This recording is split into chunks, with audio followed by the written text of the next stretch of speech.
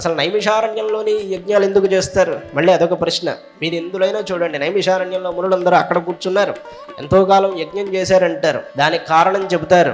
యత్ర బ్రహ్మణ మనోమడిస్యనేమి శీర్యతే తన్నైమిషం అంటాడు. అంటే ఎక్కడ ఒకసారి ఋషులందరూ బ్రహ్మగారి దగ్గరికి వెళ్ళి అడిగారు, అయ్యా మేము ఒక మంచి యజ్ఞం చేసుకోవాలనుకుంటున్నాం, దానికి సరైనటువంటి ప్రదేశాన్ని చూపించండి అని అడిగారు. అడిగితే బ్రహ్మగారు మనస్సులో ఒక చక్రాన్ని స్మరణం చేసి, ఈ అంచు అనగా దీనికి ఉన్నటువంటి నేమి మధ్య భాగంలో ఒక ఇరుసు ఉంటుంది, అది ఎక్కడ పడిపోతుందో మీరెక్కడ తపస్సు చేసుకోండి, యజ్ఞాలు చేసుకోండి అని చెప్పారు.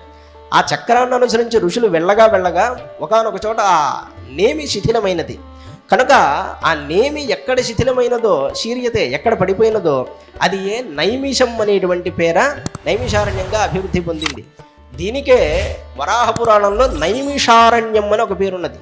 నమశివాయలో షా వేరు, షండహ అంటాం షా, ఆ షా వేరు, ఋషి అని చెప్తామే ఆ షా. నైమిషారణ్యం అని కూడా అంటారు. అక్కడ నైమిషారణ్యం అని ఎందుకు పేరు వచ్చింది? దానికో కారణం చెప్తారు. నిమిషుడు అనబడేటువంటి మహర్షి విష్ణుమూర్తి కోసం తదేకంగా తపస్సు చేశాడు. అందువల్ల ఆయన పేరు మీద అది నైమిషారణ్యం అని పేరుగాంచిందన్నారు. ఇంకో కారణం చెప్పారు, నిమిషములు అనేటువంటి వృక్ష సముదాయములు అధికముగా ఎక్కడున్నాయో దాన్ని నైమిషారణ్యం అన్నారు.